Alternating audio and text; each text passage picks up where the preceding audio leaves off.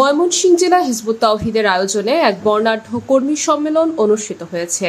আজ বৃহস্পতিবার ময়মনসিংহ সদর উপজেলার চর নীলক্ষিয়া ইউনিয়নের ভাটিপাড়া এলাকায় আয়োজিত এ সম্মেলনে জেলার বিভিন্ন উপজেলা থেকে আগত সংগঠনের নেতাকর্মীরা অংশগ্রহণ করেন।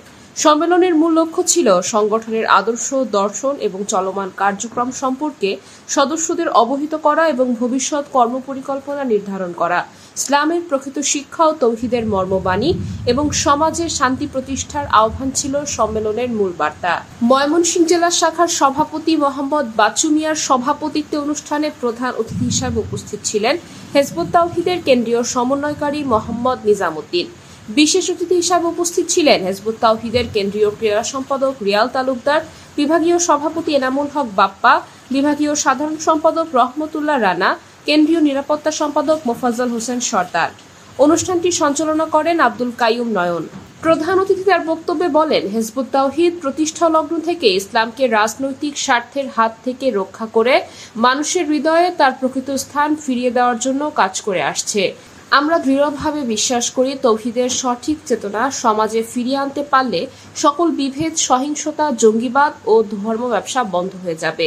ইসলামে যে মানবিকতা, ন্যায় বিচার, সহনশীলতা এবং বৈজ্ঞানিক মনোভাব রয়েছে তা যদি সঠিকভাবে প্রচার করা হয় তবে একটি শান্তিপূর্ণ ও উন্নত সমাজ গড়ে তোলা সম্ভব।